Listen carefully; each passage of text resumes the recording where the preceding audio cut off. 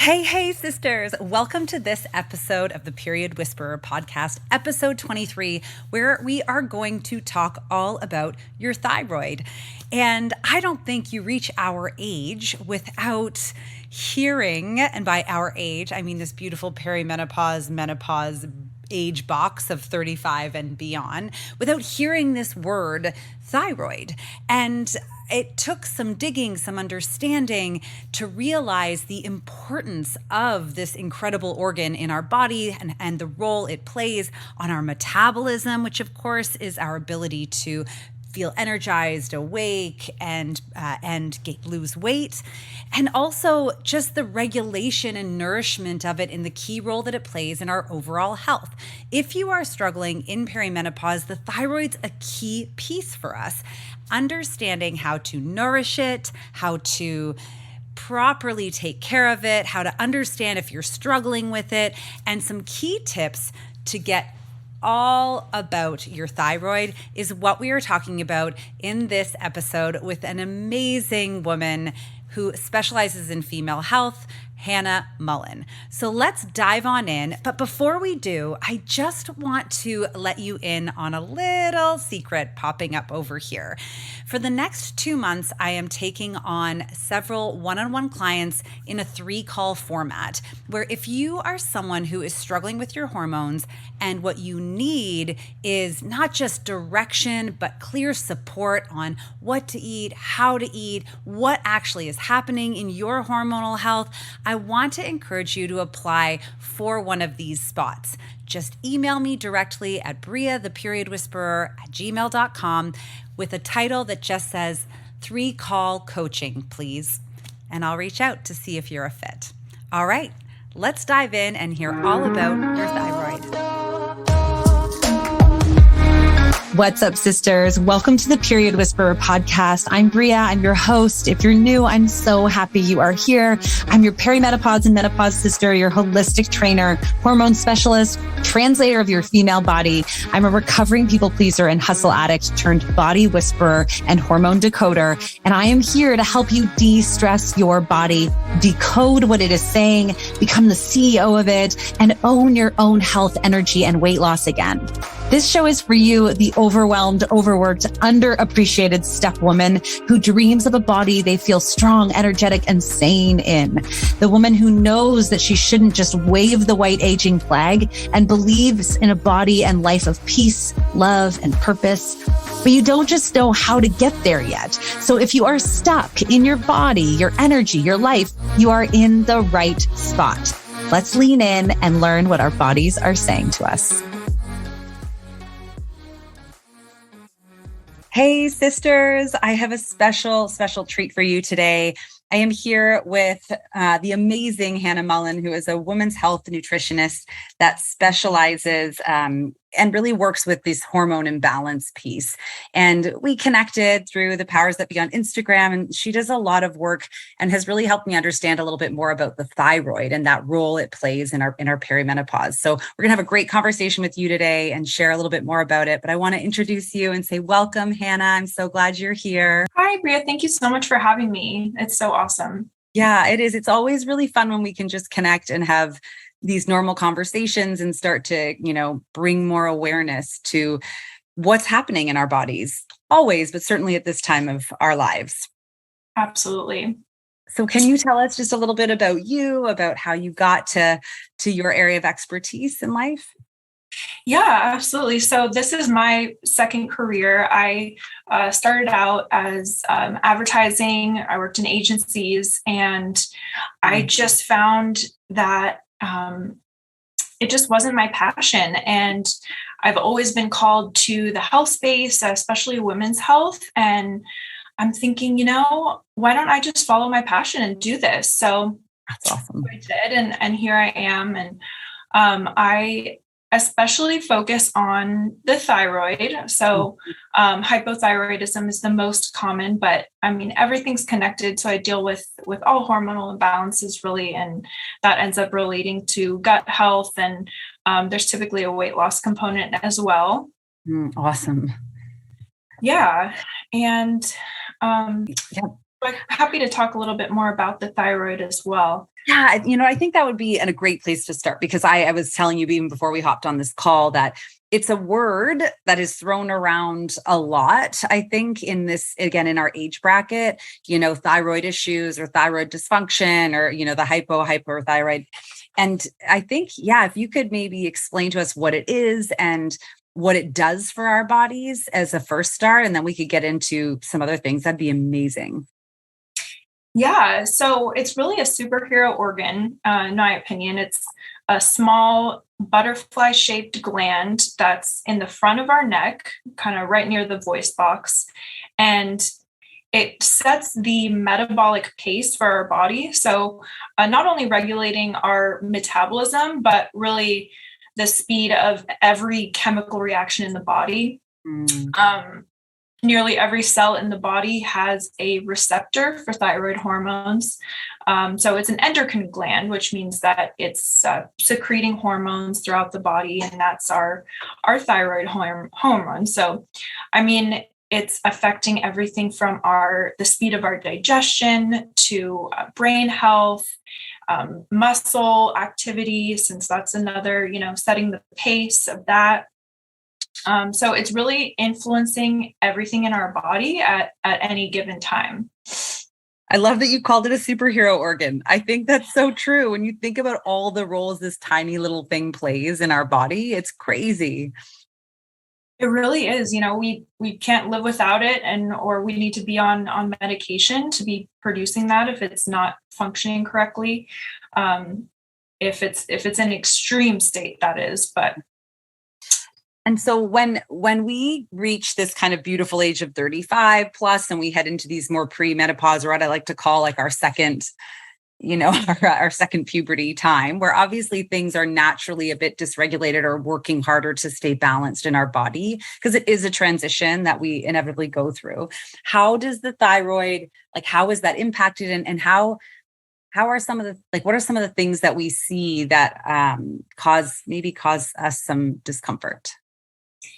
Yeah, so the thyroid and especially perimenopause are definitely related, because, in perimenopause, as you know, the hormones, it kind of becomes a roller coaster that can throw the thyroid off. And 1 in 6 women are going to experience thyroid issues at some point in their life. And those are primarily seen in most of the time, these go undiagnosed, unfortunately, but seen either post-pregnancy, because there's going to be some hormone roller coasters there, or in perimenopause. And a lot of that's because, some zigzagging estrogen and decreased progesterone and all these things, because, everything's connected. I say this so much. I feel like I'm beating a dead horse sometimes, but it really is, So I think it's especially important to support our thyroid during this time. And so, yeah, I think it's just the imbalances that are happening are going to have a huge effect on that as well.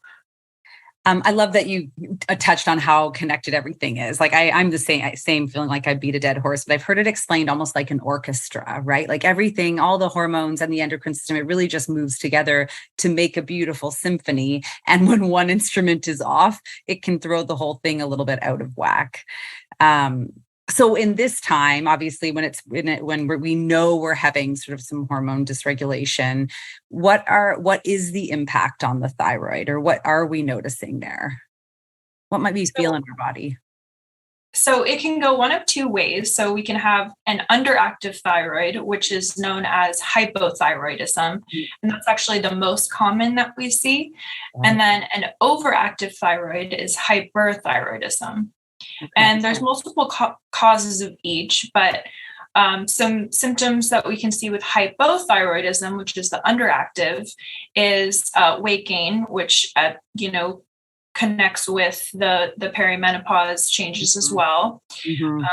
Colder hands and feet, where we can't really warm up very well. There's some depression and mood shifts, and there can be constipation, because it's actually slowing down our digestion, or peristalsis, which is our digestive muscles.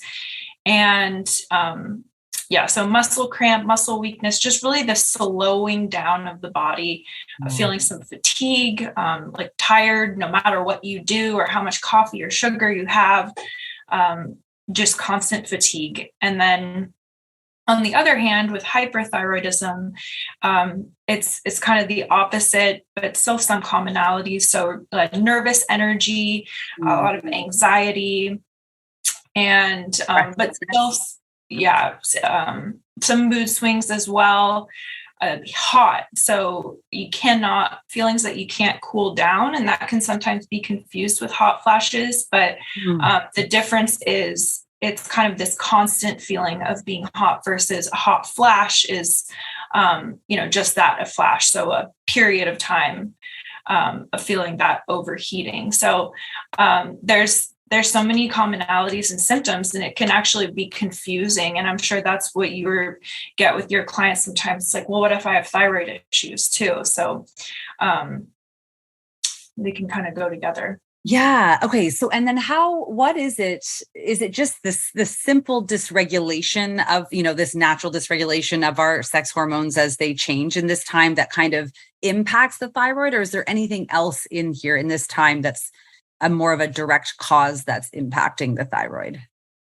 So estrogen's a big one. And so if estrogen is decreasing, then thyroid activity is naturally going to decrease. And our thyroid activity naturally decreases as we age, especially in menopause. It's just less active.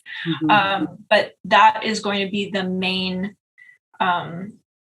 catalyst for this. And again, I was saying post-pregnancy, same thing as well there. And I mean, sometimes these things are just diagnosed, they're hereditary. Maybe, your mom experienced this in perimenopause, and that can come into play. If it's a period that you're experiencing, you're really stressed, lots of cortisol going on, that's the stress hormone. So if you feel like you're going about your day in just a super stressed state, then that can trigger it as well, and those do go together. Yeah, it becomes a really tough cycle, right? This elevation of stress, because, it's going to impact your thyroid. It's also going to impact your estrogen levels, which therefore impacts your thyroid and all the other systems, the digestive issues. So it becomes a really tough cycle to break, especially when we're in this constant hustle, as we were talking about, is constant, low grade chronic stress life that we are all living in. Absolutely. I mean, it is an uphill battle at so many times, right? Just in the way that our lifestyles are built, and all the responsibilities that we have. So it's kind of going against the grain at times, trying to calm this chronic elevated cortisol. Yeah. Actually, that's a really powerful thing that you just said. It's going against the grain. It really is requiring us at this stage to say, like, that doesn't work anymore, that way of living. We have to find a different way. And it's significant. And it's also why I think I hear more and more, I'm like you, where this is not my first career, but you get this calling into something else. Because I think you finally are like, no, I need to live in integrity with myself here. And people don't always realize how important that is, even to just our overall health, because it's all tied together. Again, another thing that's an orchestra and not just an individual.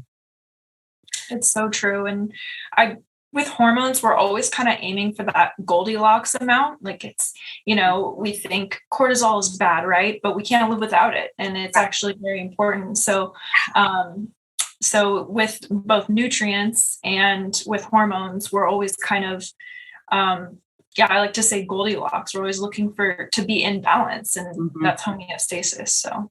Yeah. Not too small, not too big, not too much, not too hot, not too cold. I love that. I've never heard that term like this way before, and I really, really like it. So Goldilocks. So, have you experienced any of this for yourself? Any of these issues?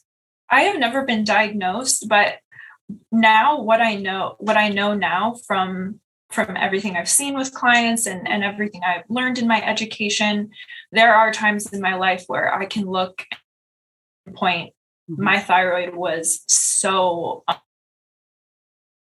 functioning properly at that time. And it was definitely times of constant stress, not getting enough nutrients that now I know support thyroid function. So once I feel like seeing those signs is,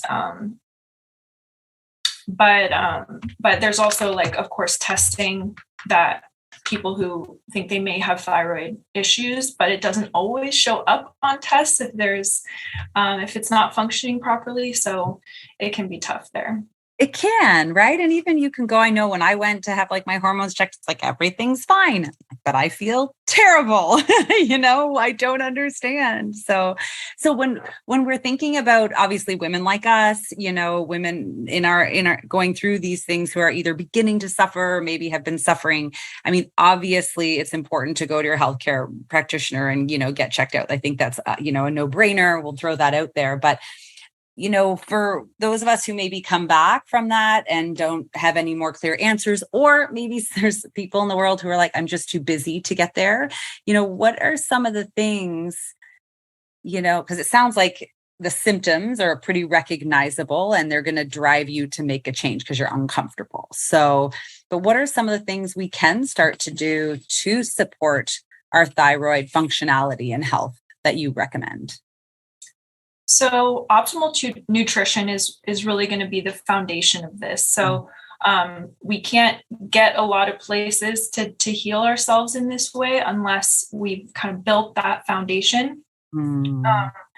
So again, everything's connected. So there's many different nutrients that come into play, and we can look at those individually, but it's going to come down to a whole foods diet balanced with animal products, if that's in your diet, lots of whole fruits and vegetables, whole grains if that is in your diet, nuts and seeds. And the reason that I mention animal products, and that's like full fat dairy, grass-fed meat, is because amino acid is specifically tyrosine, the amino acid, which is very important in the creation and uptake of thyroid hormone. Oh, interesting. And is it only found in animal products? It's never found in any other type of combination of vegetable proteins? No, it is actually also in pumpkin seeds and bananas and some other seeds, but it's much more bioavailable in animal products, which just means that it's much easier for our body to absorb. Okay. And I've always heard this too. People used to say you are what you eat, but ultimately we are what we assimilate, right? What we can actually absorb and take out of our food. So that's important to note what you just said there. I love that. Yeah, you are what you assimilate. Because I mean, we can be eating the healthiest diet there is. There's like a leaky gut issue. We could just be losing everything, and there's so much more to it. Mm-hmm. So when you're working with your clients, obviously everyone is bio-individual. So where we start can be different, but this kind of first piece of, nutrition, is that your main foundation? We start with like bringing us to a good nutritional foundation piece. I mean, that is the core of what I do, but I also have like lifestyle components. So of course, movement. I call it movement versus exercise because I love that. Yeah. Well, when people think of exercise, they think of like isolated periods at the gym or in an exercise class or even just going on a walk. But I think thinking of a movement-based lifestyle, even if we do have a career that's based in a desk at a computer, because that is so many people these days, but still trying to build that movement-based lifestyle apart from like getting exercise in isolated periods. But so that component, also toxin reduction, is something I definitely focus on. And because there's a lot of things in our environment, chemicals in our environment that mimic estrogens. And so these are called xenoestrogens or phytoestrogens. And they're in so many things, and we just can't avoid them completely. But some of them are like plastic water bottles, plastic wrap, receipts is an unfortunate part because we, always have to touch them, but they're actually full of these like xenoestrogens that are now in. I don't think I knew that. I didn't know that one. Receipts. Like, so someone gives you a receipt and it is, what is it? The ink, the paper? What is it? It's the paper. Yeah. It's a chemical that's in the paper, and in, research literature now, they're starting to call these obesogens, which is super scary because it's just they're very harmful for our body and just throwing our hormones off. So those are a couple of things. Drinking out of plastic water bottles is a big one that we want to avoid. Like regular one that you might just buy because you're like, oh, I'm thirsty, I need to quit. And you didn't fill your own water bottle, like buying like the Dasanis and the stuff out. I see what you're saying. Exactly. And then also filtering our water. So drinking filtered water versus tap water is better. You're saying that helps. Okay. Yeah. That's, I have to tell you, like that receipt one is crazy. I mean, certainly, another reason to go paperless, but I think like what we don't always realize or give credit to is that our skin is like the largest, most porous organ on our body, on and in our body. And so when we're exposing it, and that's not even to talk about like blue light or, or regular cleaning product toxins or the skincare products that we even get into. These are just some really basic things that we use every day that you're talking about. Absolutely. So yeah, care products is a huge one, along with like household products, cleaning products. So what I always tell my clients to do is there's a great database. So it kind of does it for you. You just type in whatever product you like or you're thinking of buying, just kind of going through your household and typing this into the Environmental Working Group database. I think it's just EWG.com, and they have a database called Skin Deep, and that includes the makeup, sunscreens, body care products, all of that. And then they have a house cleaning product database. So they're just separate search databases, and it rates it on a scale of 1 to 10. And I tell my clients, go for a 3 and below. If you really love something, it's just making conscious choices. Right. So trying to stay in balance, like that 80-20 concept. So sorry, you think it's EWGD.com? It's EWG.com. Okay. We'll put this in the show notes. So I just want to, for anyone who's listening here. And what you're saying is you can go on both for the, the skincare and the cleaning products in their database and search the stuff that you use, and you're shooting for a 3 or below. Absolutely. And it kind of has information about what's in it, why it's harmful, and some research and things like that. I love that. So 1, movement, and 2. And I think what's important here, I love that when you talked about, I brought up, you said nutrition, and is this the foundation? And you're like, well, there's these other more lifestyle pieces. And I think what's so important to point out about the lifestyle pieces is it's really easy for anyone like us who's educated in nutrition to be like, here's what you eat, but it's hard to follow that. And it's these lifestyle pieces, I think, that start to make it a little bit easier to follow that nutrition piece, by giving, creating some space for you to have, less stress. So you're not reaching for the things that, maybe a little bit more time, a little bit more comfort in your body. So you're not just reaching for those things that aren't very healthy. It's kind of bringing some awareness. So I love this. So the movement and exercise, toxin reduction, and I cut you off. I'm sorry if we were still in toxin reduction, because this is fascinating. Oh, no, I so agree with what you're saying about, using these lifestyle components to help follow the, nutrition advice and things, because we can't, for example, like it's going to be nearly impossible to fix blood sugar if we're not getting sleep.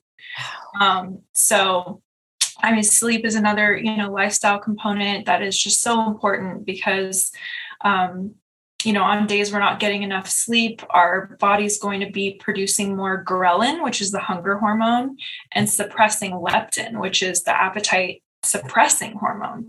Yeah. So if we're trying to lose weight and, manage our blood sugar or any of these things, and we're, from the moment that we wake up, our body is working against us. So there's these little ways is setting us up for success in our health goals and just, getting to our optimal health space. And it's just wild that we don't, you're right. When you don't realize how, when we don't sleep, it fundamentally, it becomes like physically impossible to say no to these things because we're just out of energy. So you're like you said, you're working against your body that is craving more food and energy dense food, which is always the unhealthiest of the foods and the inflammatory foods. So it's a really, people, I think, and then I think the world teaches us or tells us to feel badly about ourselves for not having, more willpower or whatever. It starts to do a big number on us in all the ways. And yet ultimately it's not really your fault. It's just your body's natural way of survival. We just need to work with it instead of against it. I love that. Yeah. Working with our body's way of survival as opposed to against it. Yeah. That's great. It's, so, and what do you notice? Can you speak much to sort of, I guess, the thyroid and what is happening in the thyroid during our like female hormone rhythm during the different parts of our cycles? Does it change too much? Do you know much about that?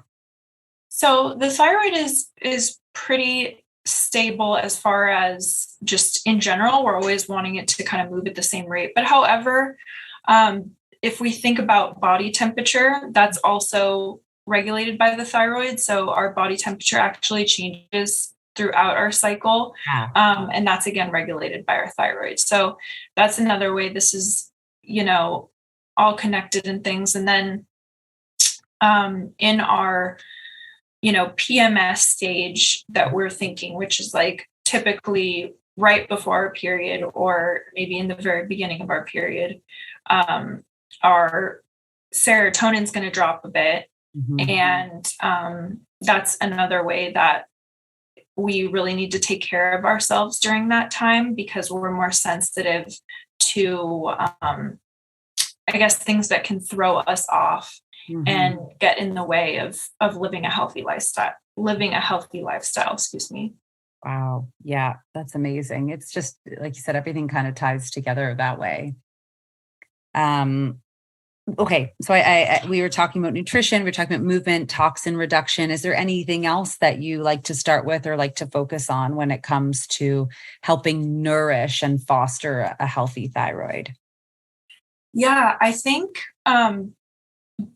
being careful with restrictive diets as well, even intermittent fasting, because anything that is putting stress on the body is going to affect the thyroid because your body, anything that is making your body feel not safe. So we want to keep, or I guess, for example, like, if we're intermittent fasting, that's putting some stress on the body or restricting certain foods, then that could be restricting nutrients, restricting carbs, restricting fats, especially. We don't want to restrict healthy fats because there's so many important nutrients in the fat that is helping our thyroid function. Yeah. So being careful about that. Little things like eating, within an hour of waking, not having coffee before eating. So either having breakfast with coffee or before coffee, just because the caffeine can set on us on like a little bit of a cortisol insulin roller coaster that affects everything. So it really does. It's such a simple thing. And when I think about before I even got into this, this area, understanding hormones and holistic health more, I lived more in the fitness industry, and, caffeine on an empty stomach is a pretty common staple in the fitness industry, in a pre-workout and things like that, certainly fasted workouts. So you're going hours even without eating, and then absolutely intermittent fasting is something that is, touted a lot. And I'm never one to say like, you should never do this or never do that. But I think understanding that, we're in this delicate balance, and what we're trying to kind of foster in our body is like a safe, warm, more predictable space just while it goes through this transition. It's like, I have a 13-year-old daughter. She's definitely, going through those years, and it's a lot. And even all the parenting books, they talk to you like, you just want to create a really steady home environment. And that's kind of what we're trying to do here. And when you throw in, like you said, these like caffeine on an empty stomach and intermittent fasting, it's you're throwing them in during a time where it's just not the best time for that. We need peace. Absolutely. I mean, we're in such a more delicate balance at this time, as opposed to, maybe later post-menopause when things are more stable, or, in 20s when hormones are a little more stable, still kind of, because I mean, we're women, right? Our hormones are so much more complicated than men. And we are always in a delicate balance to some extent. Yeah. Yeah. We're just more complex, a little more colorful. That's all. Well, we have the 2 hormone rhythms. There's just a little bit more to it. That's all. And yeah, I love that. That's so interesting. What else was I going to ask you about that piece there? I think when it comes to, and I'd love to hear, I guess, your thoughts on this as well, when it comes to choosing to do these other things, right? Because we're caught in this land where there's a little bit of FOMO, when we're constantly inundated now more than ever before of the latest fads of doing things, or all the ways we can do things, the good, the bad, and the ugly. And sometimes I think, before we dive into a new methodology, can we just bring ourselves back to a really steady basis and foundation? Like, before you decide to try out this way of eating or that way of eating or intermittent fasting, can we make sure that we do know how to eat whole foods 3 meals a day, and that we're sleeping these 8 hours and living this movement lifestyle? Can we get these foundations down before we start adding more on? Does that make sense? Absolutely. Yeah. I think there's so much nutrition information out there, and it is often overcomplicated, really, what we need. Mm-hmm. I mean, in so many other, cultures that aren't necessarily as affected by Western civilization and the standard American diet, don't necessarily think that much about what they're eating. It's culture based. Mm-hmm. And it's based on, bringing people together and their own routines, right? So I think it's often overcomplicated. And in specific issues, like if there's a thyroid problem that we need to be aware of, like hypothyroidism, there's certain foods that we need to be careful with. Like, we're not going to want to eat a ton of cruciferous vegetables, because that can actually inhibit the iodine uptake, which controls like how much thyroid that we're producing and secreting. So, but really, hypo or hyper? Basics. Hypothyroidism. Oh, okay. Interesting. Yeah. So that can be confusing to people if they just hear, support your thyroid, stop eating like raw cauliflower, raw broccoli, or big kale salads. And it's just, if you have a diagnosed thyroid problem, or you think you might have an underactive thyroid, not like eating a giant bowl of cruciferous vegetables every day. Got it. And that does, bring to mind the importance of variety, I think, in our food. If, for the most part, when it comes to whole foods, if you're creating a bit more variety, which is difficult because then you have to think about what you're going to eat. You can't just eat the same thing all the time. But that matters. It really does. And I think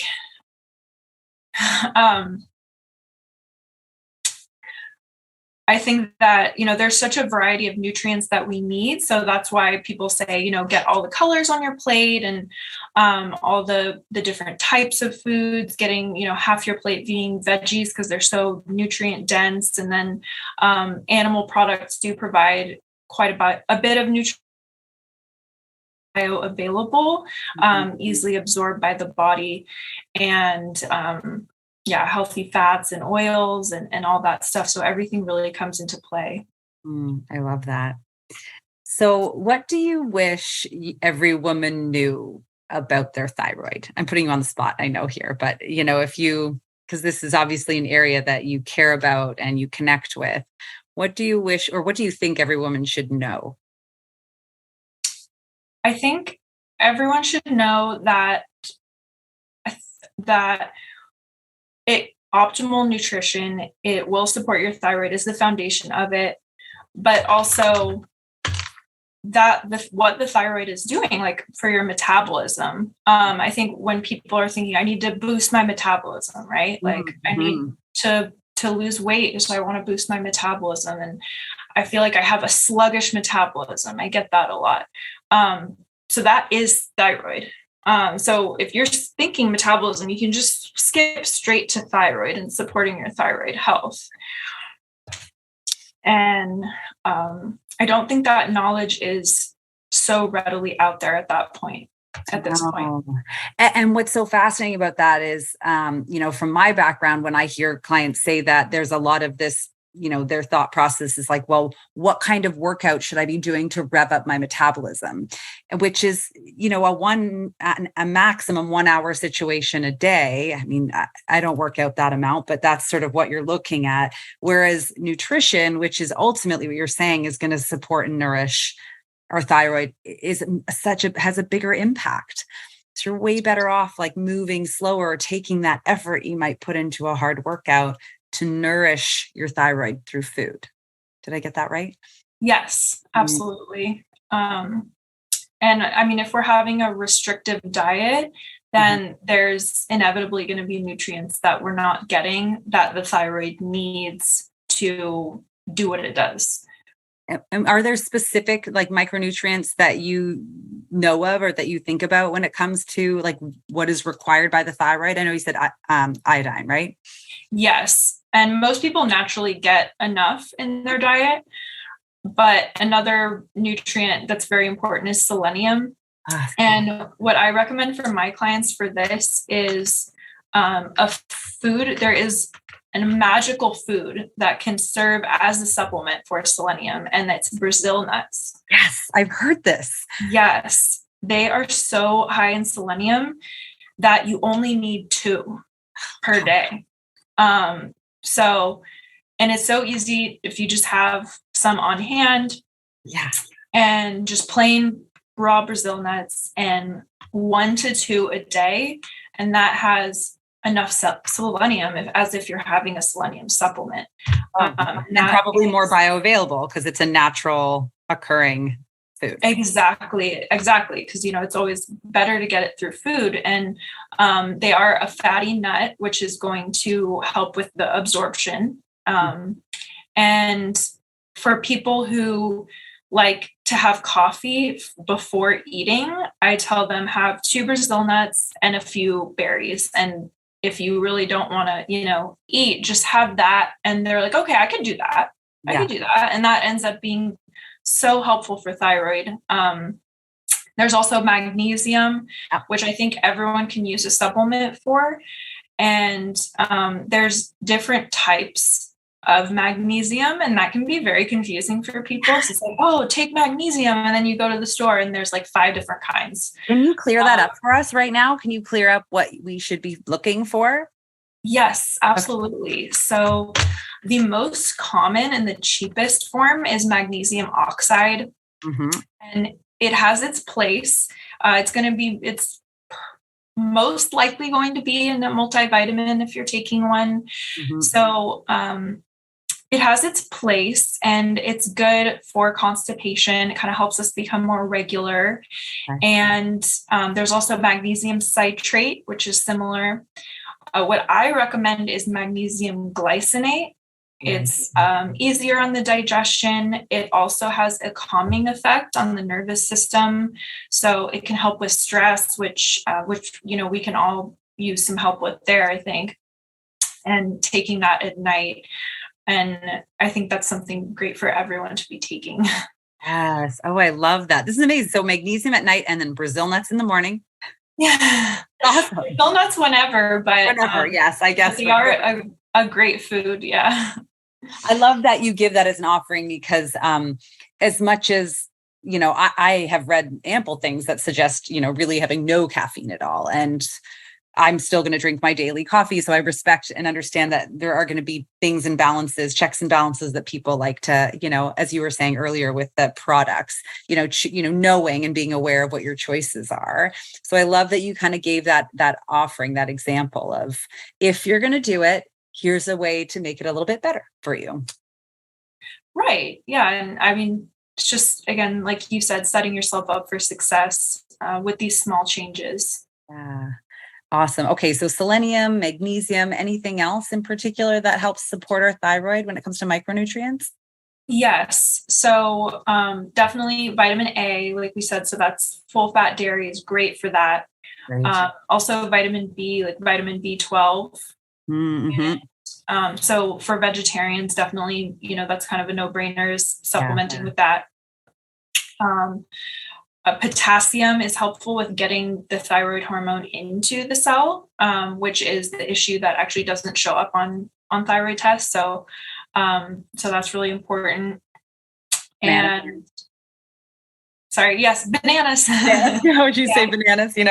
As I love what you do as we've talked about these, you've kind of done such a helpful thing in explaining the real food that could be a good option in lieu of the supplement. Sometimes it's, it's always best to get our nutrients through real food. So it's great to hear you say that. But so potassium and I cut you off, sorry. Yeah. And it is harder to get all of our nutrients from food these days, even if we're eating, a whole foods diet. Part of that's because of the soil, but I think that's why, we can all benefit from some supplements, especially vitamin D, because, we get it from the sun and some from food like eggs and mushrooms, but typically we don't have enough. So supplementing with vitamin D as well, because vitamin D deficiency is associated with thyroid issues. So awesome. Oh, that's really, really helpful. All of these. Okay. And then any other foods that you would recommend that really are like pack a punch when it comes to nourishing this super organ? Yeah. So pumpkin seeds are great. Zinc is another nutrient that is important in the thyroid, and oysters are full of zinc as well. Mm-hmm. So that's great. And I think there's really just eating a whole balanced whole foods diet, because all these nutrients work together. So not, isolating these, but pumpkin seeds also have vitamin A as well. So, yeah. I love it. And going back to what we were saying about, all the hormones in the body, being like this orchestra, or how they all work together and linked. It's all of these supplements that you've mentioned are certainly supplements that support really all your hormonal and your adrenal function. So, it's like you said, if you can lean into this whole food diet, this whole food way of eating, I suppose the better way, and you consider some of these foods to support the micronutrients in your body, then you're already ahead of the game. And it's just those lifestyle choices that can help make this transition easier on you. Absolutely. Yeah, I love that. Thank you so much. This has been so incredible. Do you have anything else you want to add, or better yet, how can, if people want to learn, if women want to learn more about their thyroid or working with you, how can they reach you? Yeah, so I am most active on Instagram. That's Hannah Mullen Health. And my website also is hannahmullenhealth.com. Got it. And those are the best ways to get in touch with me and get more information. Awesome. Thank you so much. It's been such a beautiful conversation. I will make sure to put all that stuff in the show notes as well, but I really appreciate your knowledge and, your time today, Hannah. It's been so wonderful to connect with you and learn more about this. Yeah. Thank you so much for having me. This has been such a fun chat. Yeah. Awesome. Okay. Bye-bye. Bye.